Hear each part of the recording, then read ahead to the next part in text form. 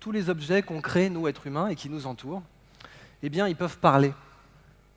On peut leur demander pourquoi ils sont là, tous les objets qu'on a créés et dont on est responsable et qui font notre quotidien, qui font notre environnement. On peut leur demander, petit objet, petit produit, petit service, pourquoi tu es là? Et je suis convaincu que si on demandait vraiment aux objets qui nous entourent pourquoi ils sont là, l'immense majorité nous répondrait « Je suis là parce qu'il y a un marché, connard ». Vérifiez-le sur les objets qui vous entourent. La plupart des objets sont là juste parce qu'il y a un marché. D'ailleurs, les gens qui les ont fabriqués ne les utilisent pas eux-mêmes. Les gens qui ont fait cette tour, ils n'y vivent pas. Non. Et puis, il y a d'autres objets qui disent pas je suis là parce qu'il y a un marché. Et là, on a des objets qui, on se demande même pourquoi ils sont là au départ. Cette tour, par exemple. Ma grand-mère n'y a pas vécu. C'était la plus haute tour de la chrétienté pendant très longtemps, la cathédrale de Strasbourg, tout ça. Mais là, on est sur un objet, si on lui demande pourquoi tu es là, petit bâtiment, là, il va répondre je suis là parce que papa et maman s'aimaient très fort. Et ça, c'est les objets d'exception. Que ce soit des produits, des biens, des services, mais ça peut aussi être des bâtiments, genre l'Opéra de Sydney, la Tour Eiffel qui devait être démontée, qui servait à rien. Vous demandez à la Tour Eiffel pourquoi tu es là? Je suis là parce que papa et maman s'aimaient très fort. C'est pas rationnel. Si on avait fait un business plan, on l'aurait pas fait. Bon. Je suis là pour vous parler de ça, en fait, de ce qui fait la particularité de TED en général.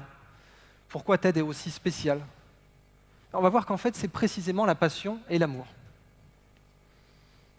Là, tout de suite, on est en train de réaliser une transaction de connaissance. Je suis en train de vous donner de la connaissance et vous êtes en train de me donner deux choses en échange. Lesquelles? Qu'est-ce que vous me donnez là, maintenant, tout de suite? De l'attention, pour l'amour, on va y revenir, et du temps. En fait, si vous voulez acheter de la connaissance, il faut payer en attention et en temps. C'est l'équation que j'ai découverte à Stanford. Elle ne mord pas, vous inquiétez pas, elle est très gentille. Elle décrit ce que vous allez faire aujourd'hui chez TED. Vous allez donner de l'attention et du temps au speaker. Pour acheter de la connaissance, il faut payer en attention multiplié par du temps. Vérifions que c'est bien un produit d'ailleurs. Le produit, ça veut dire que si l'un des deux vaut 0, le tout vaut 0. Bon, si vous me donnez 1 heure de votre temps, mais que pendant 1 heure, vous êtes en mode musique d'ascenseur dans votre tête, il n'y aura pas beaucoup d'échanges de connaissances. Donc on sent bien qu'il faut que vous me donniez toute votre attention et tout votre temps. Eh bien ça, c'est la monnaie de l'économie de la connaissance. Pour apprendre quelque chose, il faut payer avec de l'attention et du temps. Et la bonne nouvelle dans cette équation, c'est que tout le monde a de l'attention et du temps à la naissance. Et oui, le petit Somalien, il n'est pas né avec 1 000 $ en poche, mais il a de l'attention et du temps à la naissance. Donc l'économie de la connaissance, c'est la seule économie où tout le monde est né avec du pouvoir d'achat. Ce qui est quand même une bonne nouvelle. Mais dans quelles conditions on donne toute notre attention et tout notre temps à quelqu'un? Comment ça s'appelle ça? L'amour. Quand vous aimez quelqu'un, vous lui donnez toute votre attention et tout votre temps sans compter. L'économie de la connaissance est la seule économie qui maximise le pouvoir d'achat des amoureux. Littéralement, si vous voulez apprendre plus vite, faites d'abord en sorte de tomber amoureux de la connaissance que vous allez apprendre. J'ai appelé ça « Love Can Do ». Et je me suis dit, bon, qu'est-ce que c'est que les entreprises un peu différentes, un peu au-dessus de la mêlée? Bon, c'est celles qui savent qui font ce qu'elles savent faire, pardon. Je me suis dit, on va mettre sur un axe Can Do. Est-ce que je sais faire mon job? Bon. Mais on va rajouter un autre axe, et on va mettre du love. Alors vous me pardonnerez de mettre l'amour dans un diagramme cartésien. Et puis là, on va se dire, bon, classons un peu les boîtes, ou pas que les entreprises d'ailleurs, hein, toute initiative, selon que les gens font ce qu'ils aiment et ce qu'ils savent faire. Alors la boîte qui fait ce qu'elle aime et ce qu'elle sait faire, c'est la boîte au-dessus de la mêlée. Typiquement, on cite Apple. Alors après, il y a le suiveur. C'est-à-dire que le suiveur, il fait bien son job, hein, il le connaît, il le gère, mais l'amour, il s'en fout. L'immense majorité des entreprises, c'est ça. Il y a un marché, j'y vais, point. Ça, c'est le suiveur. La différence entre le suiveur et le leader, le type au-dessus de la mêlée, c'est est-ce que je fais le job parce que j'aime ça ou est-ce que je fais le job juste parce qu'il y a un marché. Et après, on a d'autres acteurs. Moi, celui que j'aime bien, c'est le garage de la Silicon Valley, toutes ces boîtes qui se sont créées dans des garages. Qu'est-ce que ça veut dire, le fait qu'elles soient là? Je veux dire, là-haut, là. Ça veut dire quoi? Ça veut dire love maximum et savoir-faire minimum. Google, c'est né comme ça. Amazon, c'est né comme ça. Tesla, c'est né comme ça. Apple, c'est né comme ça. Hewlett-Packard, Disney. Oui, Disney, il a monté Alice au Pays des Merveilles dans un garage à Los Angeles. Les garages de la Silicon Valley, ils se lancent dans un métier non pas parce qu'ils savent le faire, ils n'y connaissent rien. Par contre, ils adorent ça. Et le garage, ça va sélectionner ceux qui adorent ça, parce qu'un garage, il n'y a pas de notes, il n'y a pas de prix. Vous n'aurez pas un prix régional de compétitivité, machin, vous n'aurez rien, vous êtes dans un garage. Vous ne pouvez pas aller draguer une nana au bar, « Hey chérie, je bosse dans un garage », non. Et sur votre CV, vous ne pouvez pas mettre « je bosse dans un garage ». Il n'y a aucune récompense, ni note, ni diplôme, il n'y a que ce que vous faites. Et le garage, ça sélectionne les amateurs, les passionnés du job, ceux qui adorent ça. Et du coup, quand vous mélangez amour et incompétence, eh bien vous avez l'effet « désolé les mecs, je ne savais pas que c'était impossible, donc je l'ai fait ». Et ça, c'est typique des boîtes de la Silicon Valley qui sont nées dans un garage. Pendant que nous, on était là à leur dire hey, « les mecs, c'est impossible », eux, ils l'ont fait. Parce qu'ils n'avaient pas les manuels pour les brider. Après, le plus grave, évidemment, c'est qu'on a des joueurs qui sont là, les entrants forcés. Alors eux, bon, c'est très simple à résumer, hein. C'est des mecs, on leur demande pourquoi tu fais ton boulot, pourquoi tu fais tes produits, bah c'est parce qu'il fallait bien.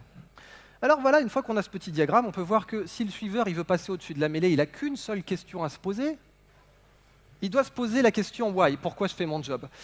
L'entrant forcé, par contre, alors la flèche en rouge en bas, là, ça c'est la voie de la souffrance, parce que là, vous acquérez le savoir-faire sans avoir envie de faire le job. Donc là, vous êtes en mode « pourquoi tu travailles ?» Parce qu'il faut bien.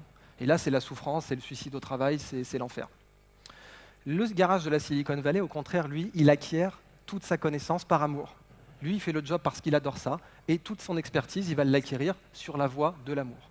Cette voie-là, je l'ai appelée « El Camino Real », qui est le nom de l'avenue de la Silicon Valley. La grande avenue qui structure la Silicon Valley s'appelle la Voie Royale, en espagnol, El Camino Real. Et c'est comme ça que j'ai appelé cette transition. Parce que les Google, les Apple, les Walt Disney, les Hewlett-Packard ont suivi cette voie. Et ceux qui l'ont le mieux suivi et qui illustrent parfaitement le Love Can Do, c'est Tesla. Tesla, c'est typiquement la boîte qui n'y connaissait rien par rapport à ses concurrents. Mais rien de rien. Bon.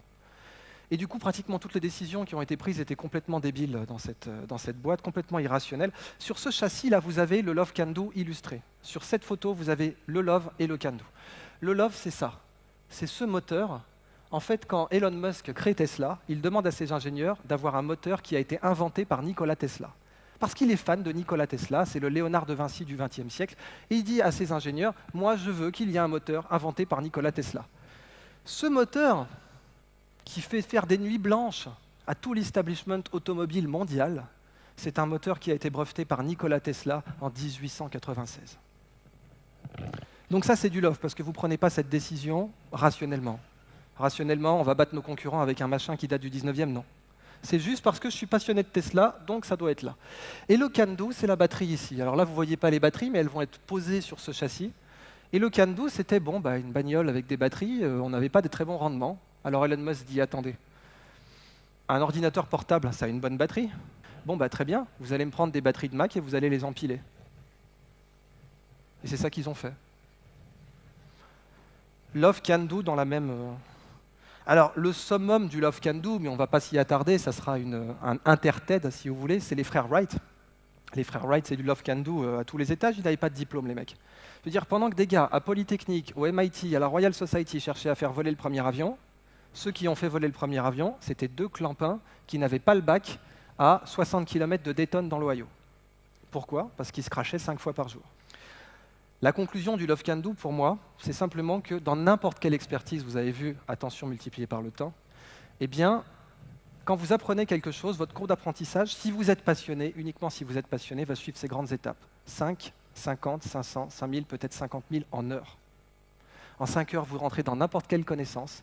En 50 heures, vous êtes autonome. En 500 heures, vous pouvez l'enseigner. En 5000 heures, on a les premiers prix Nobel. Et en 50 000 heures, on a ce que les Japonais appellent le trésor national vivant.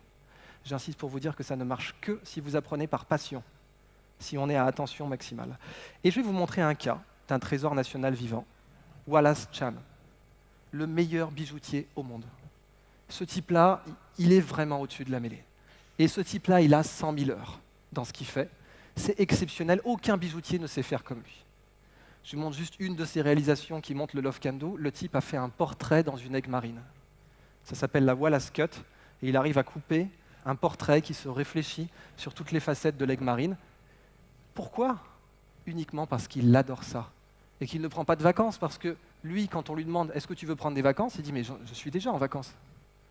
Dans mon atelier, je suis déjà en vacances, il n'y a que ça qui m'épanouit. » Tout ce que je veux que vous fassiez maintenant, c'est que vous considériez le Love Can Do dans votre vie et que vous vous disiez au final quelque chose d'extrêmement simple, qui est que tout homme économiquement utile n'est pas forcément épanoui, mais tout homme épanoui est forcément économiquement utile. Alors mettons l'épanouissement avant l'utilité économique. Excellente journée à vous.